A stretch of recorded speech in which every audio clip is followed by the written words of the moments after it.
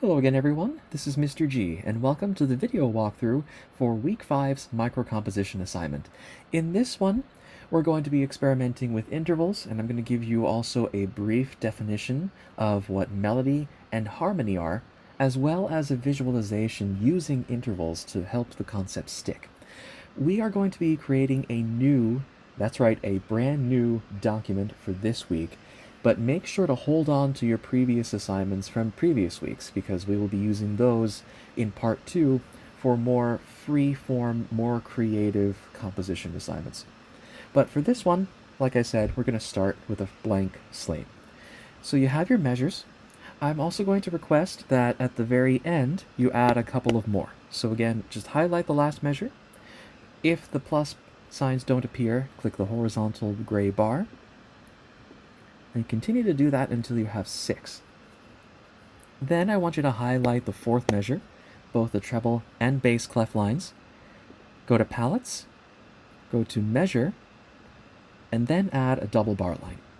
This is to separate where our composition is going to go and what's going to be placed in these two measures. And this is where you are going to write the scale of the key that you choose to write in for this composition. Your options are as follows.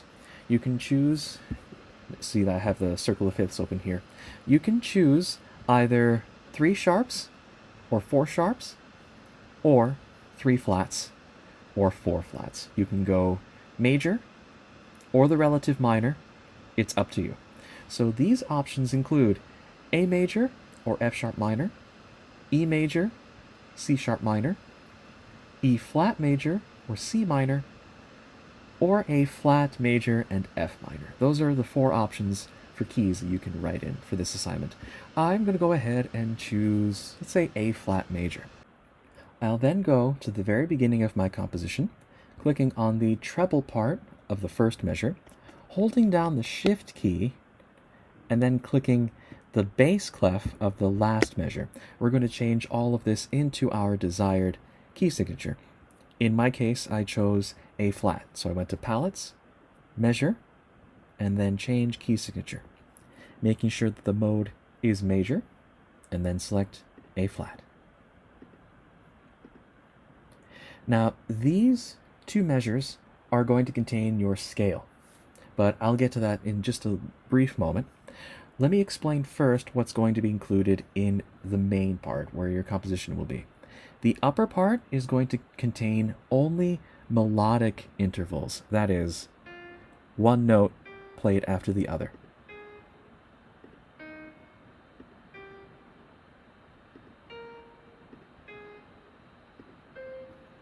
Whereas the bottom is going to contain harmonic intervals, and those are played simultaneously. Let me demonstrate that here. Turn that into a whole note. And then let's see, I'll stack an E flat on top of that. Let's try this.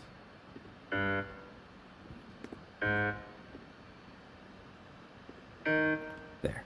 So the upper part, the treble clef, if we think about this like a piano, the upper part has the right hand, and the right hand usually has the melody, or what is known as the moving part, the memorable part in a song. I think we covered this in part 2 in week 2, when we talked about pitch.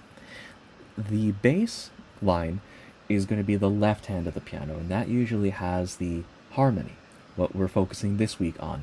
The harmony is something that sustains the melody and plays at the same time as the melody.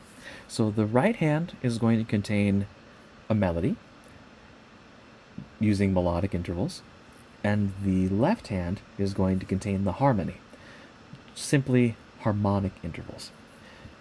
Let me just take a brief cutaway, flesh out this composition a little bit, and then I'll explain it even further. And I'm back, as you can see, with a completed composition and significantly better audio quality. I sincerely apologize for that.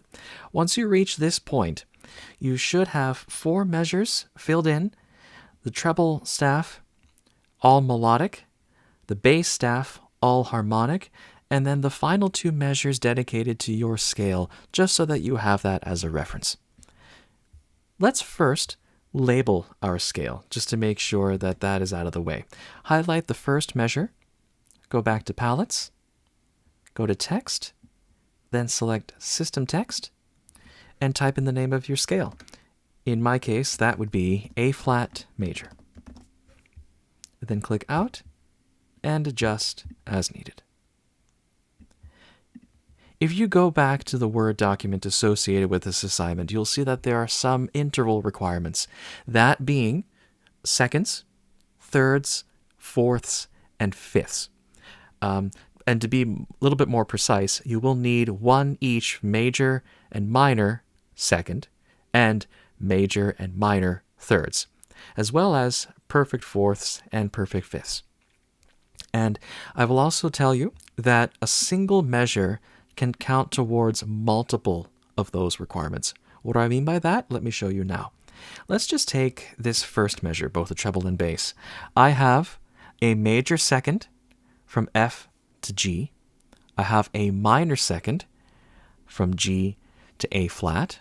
And I have a perfect fourth from A flat down to E flat. Those are melodic. And I also have a harmonic perfect fifth in the bass. That single measure can count for all of those intervals. So how you label that is thusly. Select the treble measure, go back to Palettes, Text, System Text, and then type in each of those intervals like this. So for the major second, I would type capital M for major, and then a 2 for second. Separated with a comma, then I would put lowercase m for minor, and then a 2 again for second. Separated with a comma again, P4 for perfect fourth. And that's the treble measure done. Then click and drag just to make sure it's legible. Then do the same thing with the bass clef. Make sure it's highlighted, go back to Text, System Text, then type in P5 for perfect fifth. Click out of it, and then, if I'm doing this correctly, you should be able to drag it down here to where the perfect fifth occurs in the music. You can just drag it down to right above the bass clef. If Noteflight does what it just did for me and it shifts the measure down a little bit, that's totally okay. Just make sure that this is in the vicinity of your interval. And checking to make sure that the right hand is all melodic, the left hand is all harmonic. You have two measures dedicated to your scale at the end, appropriate title, and include your name, and all of your labels. You can consider it done. Then you just go to Save in the upper right, then share, then share again, making sure that anyone with the link can view, then copy it and save. Go back into Blackboard and then paste your link as a comment to this assignment, and then you can consider yourself done. If you have any comments, questions, or concerns, as always, you can get in touch with me at any time. Music be with you.